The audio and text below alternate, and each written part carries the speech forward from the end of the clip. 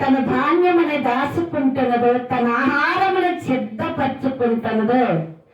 అందుకే చీమ కంటే నీది విలువైన బ్రతుకు. కానీ ఈ చీమ చూడు, దానికి ఆహారమును సిద్ధపరచుకున్నది.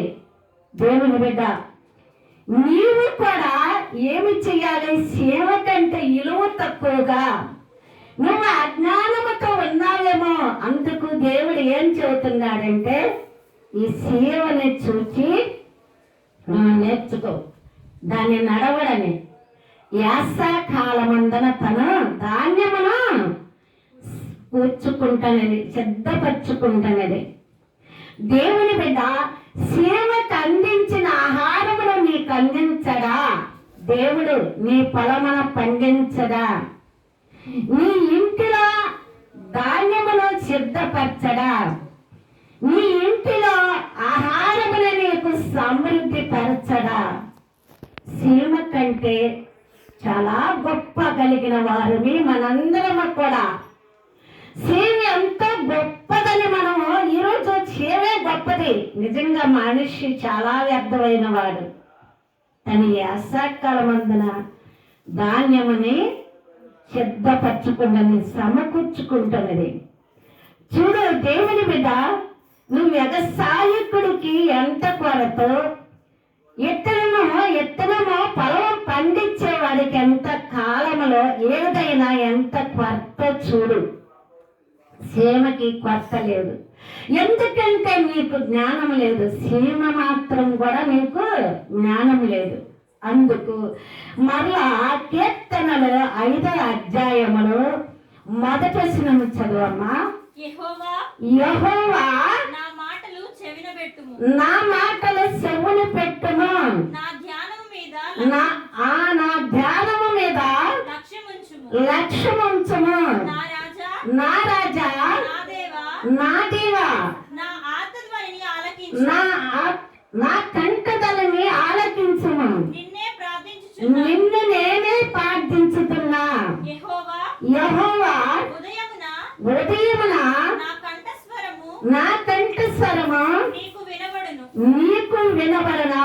దేవుని స్తోత్ర, హల్లెలూయా. ఎప్పుడు వినపడాలి? మన కంఠస్వరము ఉదయమున వినపడాలి. ఉదయమున. నా దేవా, నేనే నిన్ను ప్రార్థిస్తున్నా. ఎవరికి వినిపించాలి దేవుని బిడ్డలారా? మన కుటుంబంలో ఎవరికి కాదు. నీ కంఠస్వరము నీ తల్లి విన్నా నీకు ఉపయోగం లేదు, కానీ నీ బిడ్డలు విన్నా కూడా ఉపయోగం లేదు. కానీ దేని వల్ల నీకు ఉపయోగం లేదు? నీ ఇంటి వారు కానీ, నీ పొరుగు వారు కానీ, నీ బంధువులు కానీ, నీ రక్త సంబంధికులు, వారి వల్ల నీ కంఠస్వరము విన్నప్పుడు ఏ ఉపయోగం లేదు. కానీ నా దేవా, చదవమ్మా. ఉదయమున నా ప్రార్థన నీ సన్నిధిని సిద్ధము చేసి కాచి ఉండును. దేవుని స్తోత్ర, హల్లెలూయా. ఎవరు? నా దేవా, నా తండ్రి, నా ప్రభువా.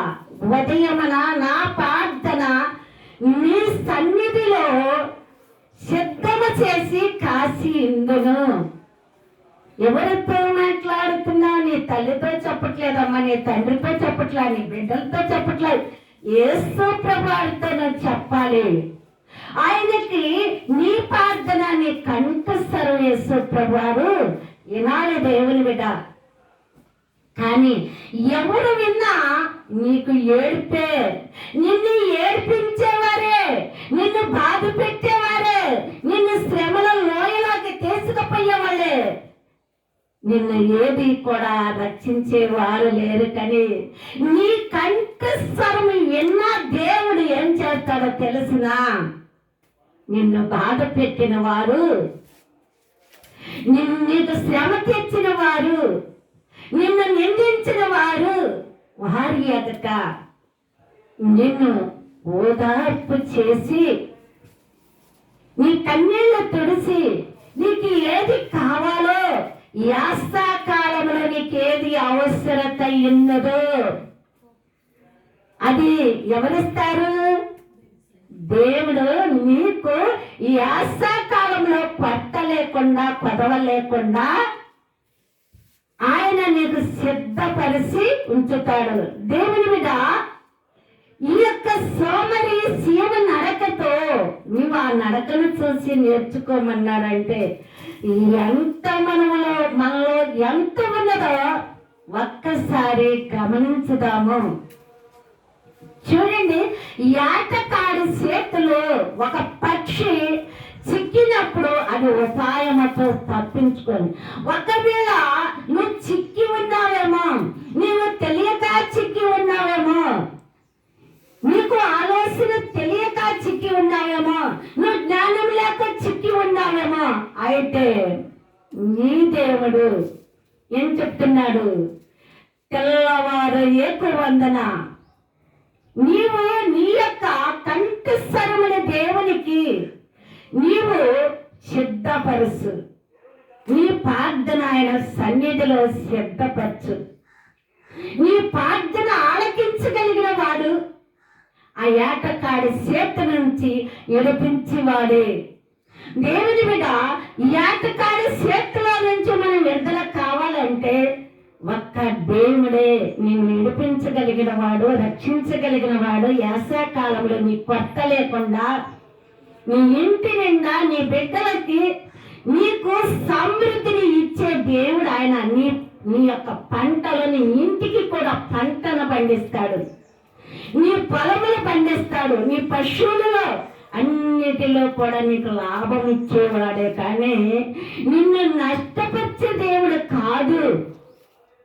దేవుని మీద ఆ విధముగా నీవు నేను చేయని విడలా చదువమ్మా.